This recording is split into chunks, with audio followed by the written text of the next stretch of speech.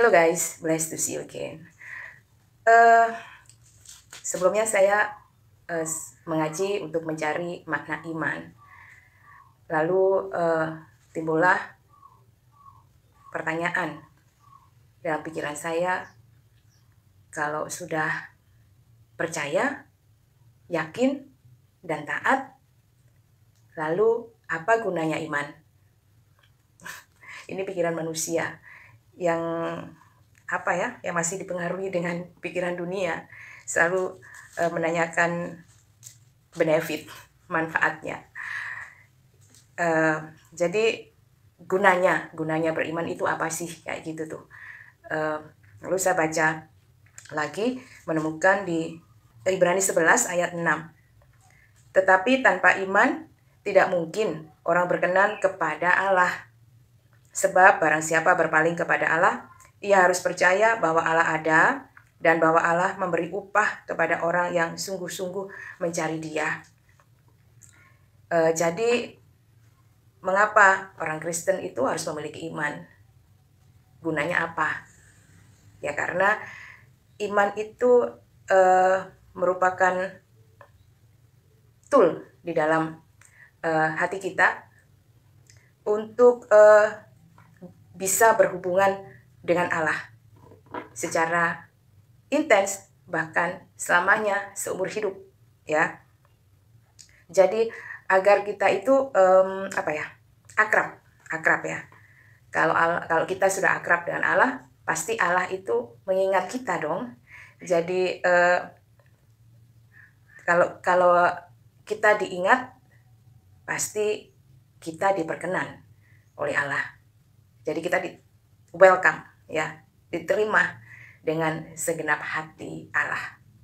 Nah, jadi iman itu di sini sebagai syarat mutlak untuk kita berkenan kepada Allah, ya.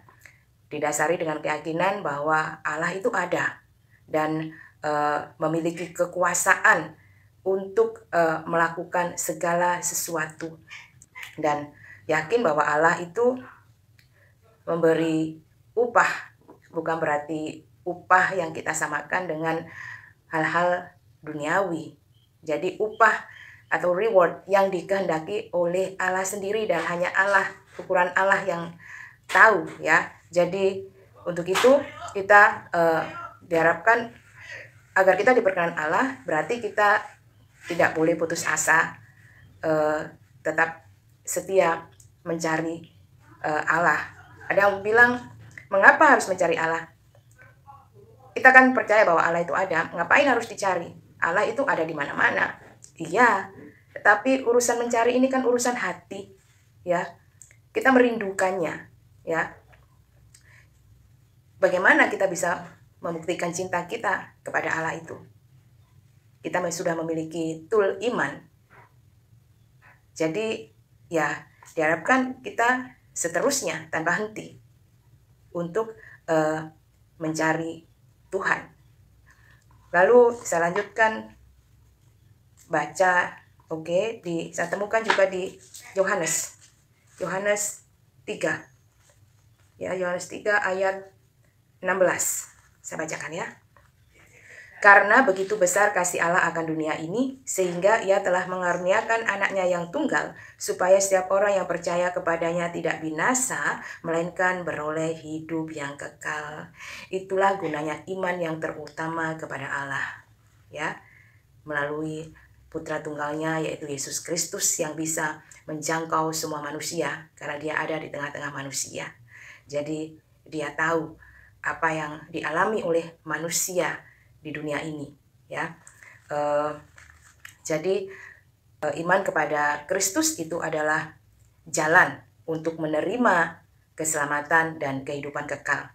Jadi hanya ada satu jalan, yaitu jalan Yesus Kristus untuk memperoleh keselamatan dan kehidupan kekal dari Allah itu. Lalu saya lanjutkan tadi juga di Ibrani 11. Saya akan bacakan, ya, mulai ayat 32. Dan apakah lagi yang harus aku sebut, sebab Aku akan kekurangan waktu apabila aku hendak menceritakan tentang Gideon, Barak, Simson, Yefta, Daud, dan Samuel, dan para nabi. Ayat 33, yang karena iman telah menaklukkan kerajaan-kerajaan, mengamalkan kebenaran, dan memperoleh apa yang dijanjikan, menutup mulut singa-singa. Ayat 34, memadamkan api yang dahsyat, mereka telah luput dari mata pedang, telah beroleh kekuatan dalam kelemahan, telah menjadi kuat dalam peperangan, dan telah memukul mundur pasukan-pasukan tentara asing. Ayat 35, ibu-ibu telah menerima kembali orang-orangnya yang telah mati, sebab dibangkitkan. Tetapi orang-orang lain membiarkan dirinya disiksa, dan tidak mau menerima pembebasan, supaya mereka beroleh kebangkitan yang lebih baik. Ayat 36, ada pula yang diejek dan didera, bahkan yang dibelenggu dan dipenjarakan. Ayat 37, mereka dilempari, digergaji, dibunuh dengan pedang. Mereka mengembara dengan berpakaian kulit domba dan kulit kambing sambil menderita kekurangan, kesesaan, dan siksaan. 38, dunia ini tidak layak bagi mereka. Mereka mengembara di padang gurun dan di pegunungan, dalam gua-gua dan celah-celah gunung. Ayat 39, dan mereka semua tidak memperoleh apa yang dijanjikan itu, sekalipun iman mereka telah memberikan kepada mereka suatu kesaksian yang baik. Ayat 40, sebab Allah telah menyediakan sesuatu yang lebih baik bagi kita. Tanpa kita, mereka tidak dapat sampai pada kesempurnaan. Jadi, beriman kepada Allah telah memberikan ketabahan atau kekuatan untuk menghadapi kesulitan dan tantangan dalam hidup ini. Untuk itu, sebagai orang yang beriman kepada Allah, kepada Kristus, kepada Roh Kudus, kita hendaklah berbuat baik. Ini yang saya pelajari, berbuat baik yang benar. Meskipun toh kita tidak memperoleh upah apapun, karena beriman kepada Tuhan itu ukurannya bukan ukuran duniawi. Jadi hanya Allah yang tahu. Intinya kita beriman kepada Allah, kepada Kristus, kepada Roh Kudus itu dengan ikhlas, tanpa pamrih, tanpa kita mendapat imbalan apapun. Sebab iman sendiri itu akan memberikan kesaksian yang baik, sehingga Allah menyediakan yang lebih baik bagi umat beriman.